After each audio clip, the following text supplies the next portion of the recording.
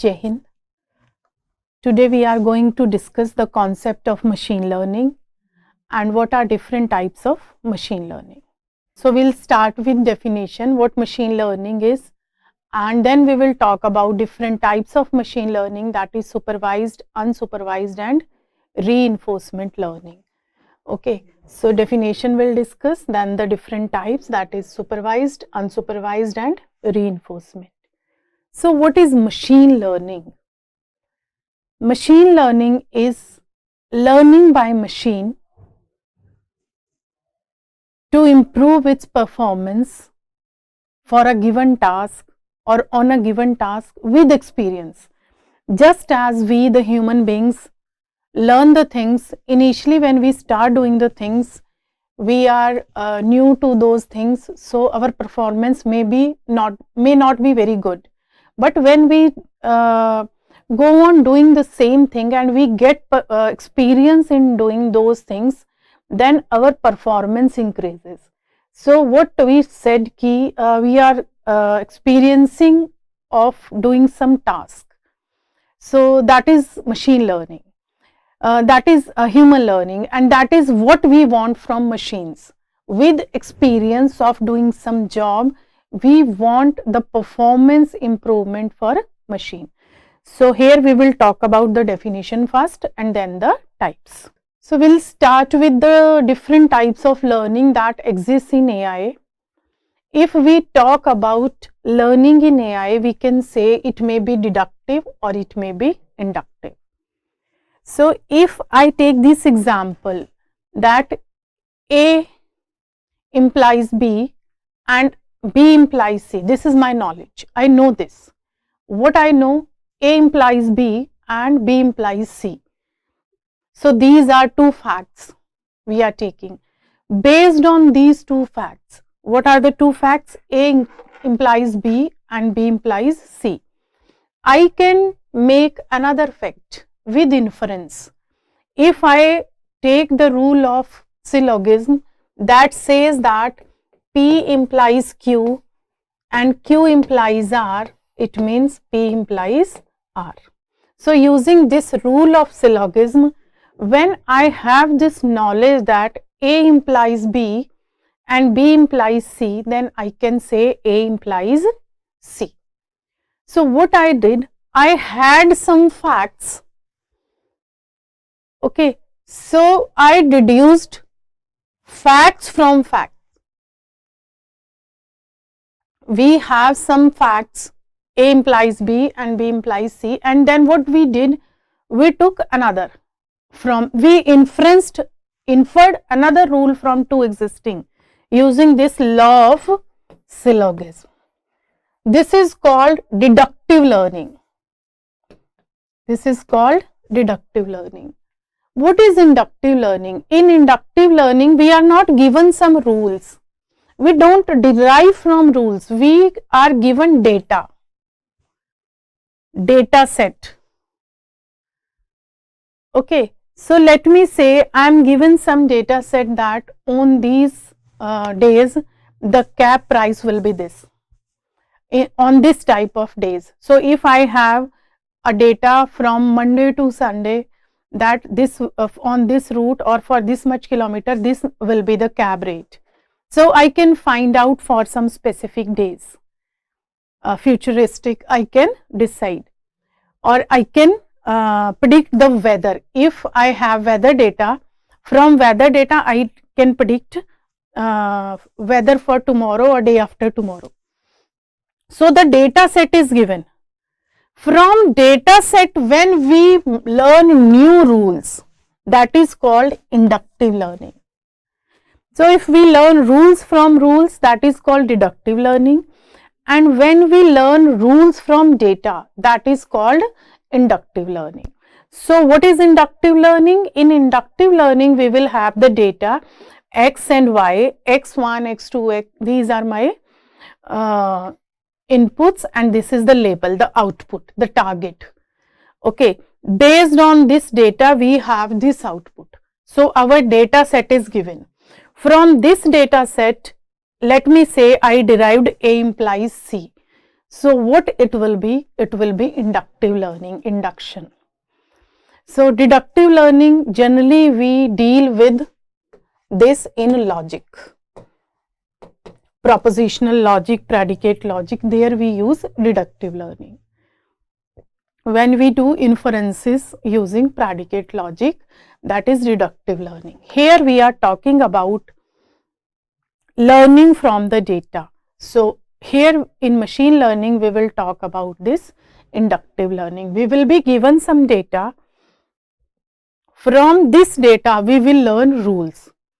Learning these rules from data is called inductive learning. Okay, so machine learning that we are going to study, that is actually inductive learning that we are going to study here. So what is learning? What is machine learning? Machine learning is inductive learning. Machine learning is inductive learning. What it performs? It improves its performance on a given task with experience. So when machine improves, what is machine learning? It is a branch of artificial intelligence in which a machine learns. What we mean by learn? It will improve the performance of a task on performing a task T with experience E. That is machine learning. So this is our topic today. What are the different types of learning? Learning is improving the performance with time. How we are doing it? We are doing inductive learning. We are given some data.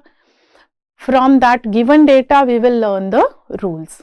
So now what are the different ways? What could be the different type of data that is to be used while we are doing the learning?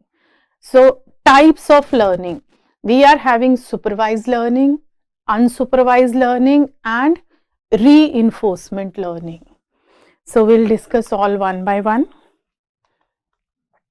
Supervised learning, unsupervised learning first. In unsupervised learning, we say that it is unsupervised. Unsupervised means there is no teacher. It is learning without a teacher. So when we are learning without a teacher, so what we mean by teacher here? Here we are not saying that if teacher will be there, then it means physically some person will be there. Here by teacher we mean the knowledge.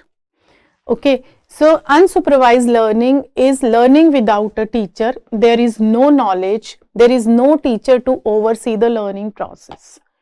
So one has to learn itself. There is no guidance provided by anyone. Okay, so when we are saying that some data is there, okay, and there is no supervision, what does it mean? It means the learning agent learns patterns in the input without any feedback. So what it will learn? It will learn patterns. For example, if we take a box and in that box we put different colored balls. Okay, so at a first glance, first view, what will come to our mind, what we will learn as a human being? We'll say that, let me say two colors are there, red and yellow. So we'll just say that it is containing red and yellow balls. So what the human mind did? Segregated the elements in groups. There were balls, few red balls, few yellow balls. So when we'll see, we will describe the scenario, we will say that there are balls in this box and some are red balls and some are yellow balls. So what we did, we made groups of that. Groups based on some criteria, some input, some feature. Feature we mean some quality here. So what is the quality? The ball is having so many qualities. Among that, one was visible at first glance, that was color.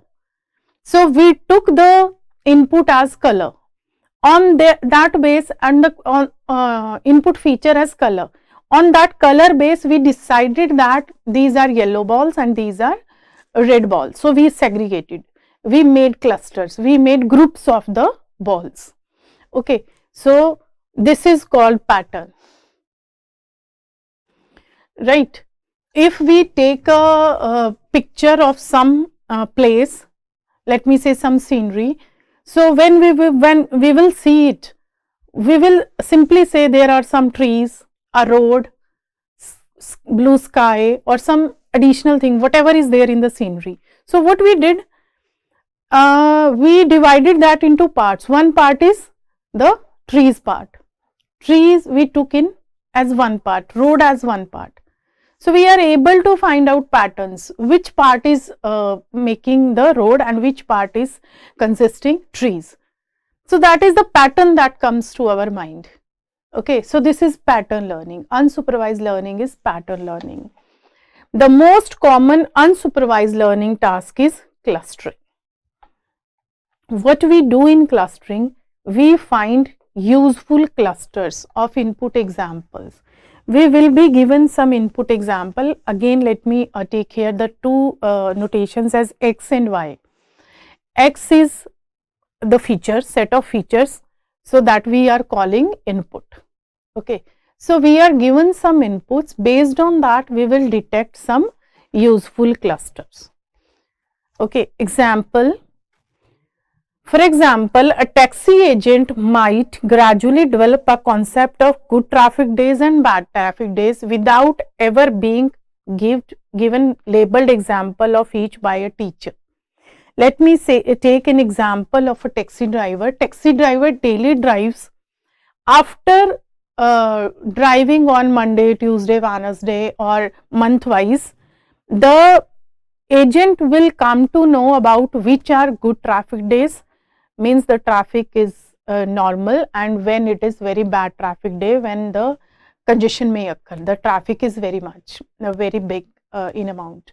So what we say, by experience, the taxi agent will come to know what are the good traffic days. So these are the two categories, the two groups the driver formed just with experience, with given exam. Inputs are given, examples are given. Based on that, what are those examples? Driving, so getting the information, that forms one example. Okay, so based on that example, it finds out which is good traffic day and which is bad traffic day. So that is the cluster agent has formed. There was no supervision, but the agent came to know by doing the things. Okay, when I am saying by doing the things, it means there are some examples. The person collected example and based on that decided that what are good traffic days, what are bad traffic days. So let us understand the concept. Environment is given, there is no supervision. The environment is given, this is environment description. Just we know the environment, what is there, what is present in the environment. The learning system itself will find out different patterns. No other information is given. This is unsupervised learning. Now the second one is supervised learning. When we talk about supervised learning, so supervised learning means some supervision is there. Okay, so we say it that there is a teacher because there is some supervision, so we call it learning with a teacher. When we say teacher is there, it means there is knowledge of environment. There is some knowledge. Okay, the teacher has knowledge of environment.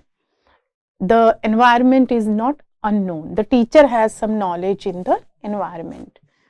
Okay, now the question comes, how this knowledge will be represented?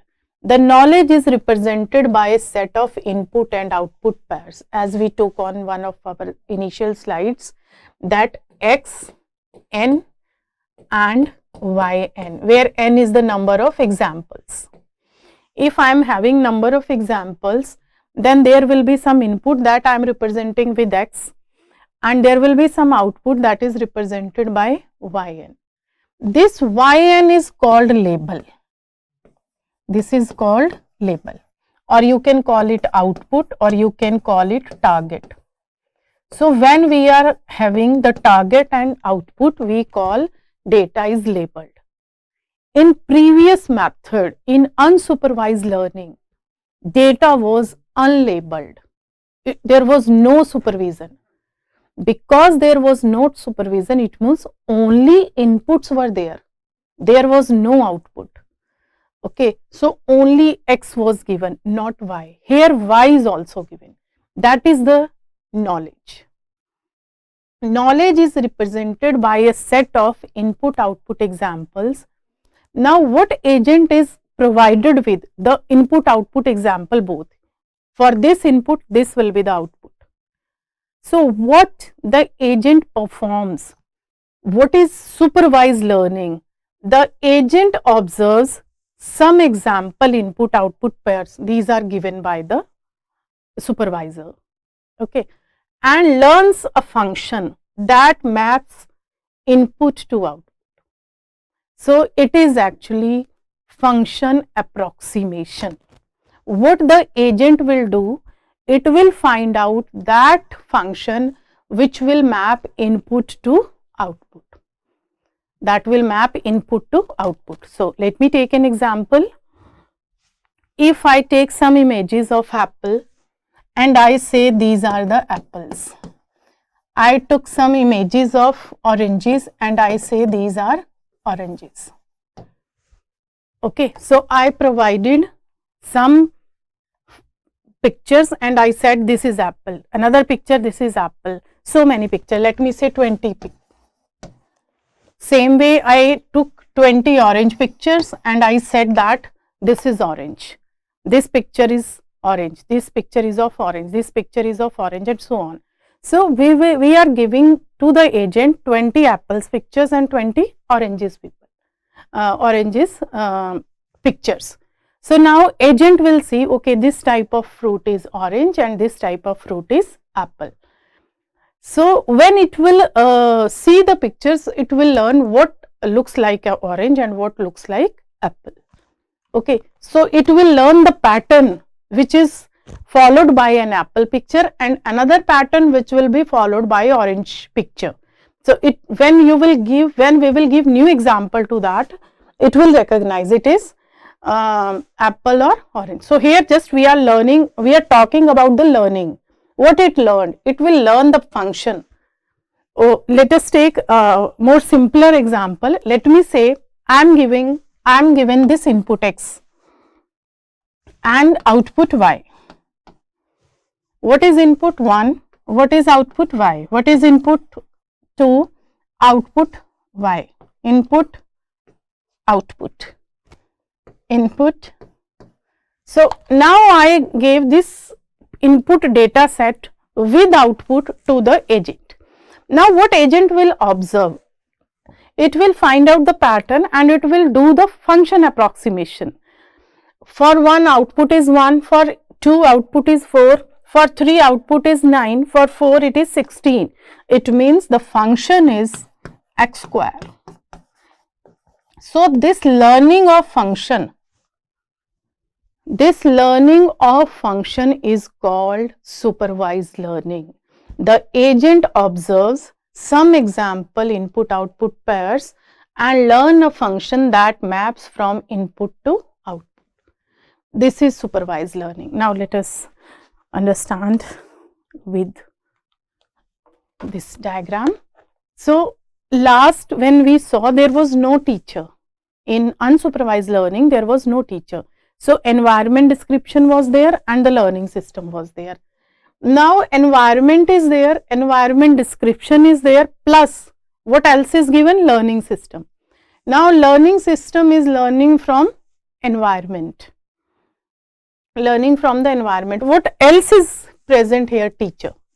Teacher is telling the desired response. For example, for 1 response is 1, for 2 response is 4. This is told by teacher, that is supervisor. The knowledge is represented in form of input-output pairs. Okay, the learning system will see the desired, it will start learning its function, then it will give the response and then what is desired, that is told by teacher, no, for 2 this is desired. So, if there will be some error, that will be returned to learning system, and learning system will adjust it. This is supervised learning. Learning system is learning something, giving the response based on that, but teacher will tell what is the desired one. So between desired and the actual response of learning system, the error will be calculated and adjusted. This is called third type of learning, reinforcement. This is another type of learning. It is not based on inputs and outputs. What we are having, there may be some problems in which we are not having these type of examples possible. So what we do there, we leave the agent in the environment. The agent learns by itself. Okay, so that is learning the agent perform in environment. Now how the agent will do the learning? It is with reinforcements. The agent learns from a series of reinforcement. What are those reinforcement? It could be positive reinforcement, it may be negative reinforcement. So that is actually the feedback. Okay, so the positive reinforcement is called reward and the negative reinforcement is called punishment. Positive will tell, yes, you have to work in this manner only, and punishment, the negative reinforcement, tells that you need improvement. Okay. For example, if we take a taxi agent and the taxi agent generally gets some tip. The lack of a tip at the end of journey gives the taxi agent an indication that it did something wrong. Okay. So if the taxi agent will get a good tip, then the agent will come to know that I did well and I should continue in this way in future also. But if there will not be tip, it will give an idea to agent that I should be more, I should make the journey more comfortable for the customer. Okay, so as a tip, it is taking the customer satisfaction level. Okay, so that is the reinforcement. It is up to the agent to decide which of the action prior to reinforcement were most responsible for it. If something has happened, the agent will analyze itself that what makes the tip missing or what makes the tip more and so on. So what is the level of dissatisfaction or satisfaction and what is the reason behind that? Okay, that the agent will decide itself based on its action. That is reinforcement learning. So what here we are having environment and the learning system. Here we don't have supervision. From the environment, the learning system is doing actions and by action it is learning. Now when it is trying actions and doing the things, now it is doing something, it is doing some action, getting something, getting some output. Now to improve its performance, there is a critic element. When learning system will do some action in the environment, some reinforcement will come to critic. Okay, that is primary reinforcement signal, right? This reinforcement, the critic will analyze it is positive or negative. So that we are saying here heuristic reinforcement. The critic element will tell the learning system that it is a reward or it is a punishment. Okay, so there is one critic element. The learning system is doing actions. The actions are correct or wrong. That reinforcement is given by the critic, through the critic. How the critic is taking from the environment? It is getting the output, result of the action, and that action is giving the reward positive or negative. That is the heuristic signal. The heuristic signal is passed to learning system. So this way the reinforcement learning works. Now one more point we'll discuss here, that it is very tough to draw these crisp boundaries. When we say supervised and unsupervised, these distinctions are not always very crisp. It may be the case that in some domain we are having some labeled example and some unlabeled. So let me repeat again, when we are doing a supervised learning, we need labeled example. It means with input we need output. When we are doing unsupervised, there is no output, only inputs are given. That's why we find patterns in that. Okay, so we are having large collection of data. In that data we are having many examples, some are labeled and some are unlabeled. With those labeled and unlabeled examples we are learning generally in real time problems, that is called semi supervised. A case we have taken here, imagine that you are trying to build a system to get image, a person's age from photo. It means an age detector. Okay, we gather some examples, we are clicking people pictures and we are asking their age, that we are trying to do. But generally what happens, either there may be noise means somebody told the age wrongly, correctly age is not told, or somebody is not ready to tell the age. So it means that place is missing. For that person, age part is missing, only picture is given. So some are labeled, some are unlabeled. Okay, so in that case we have to make the age detector. So what we will use? Semi supervised learning. So noise and lack of labels create a continuum between supervised and unsupervised learning. So generally what we do, that is semi supervised learning.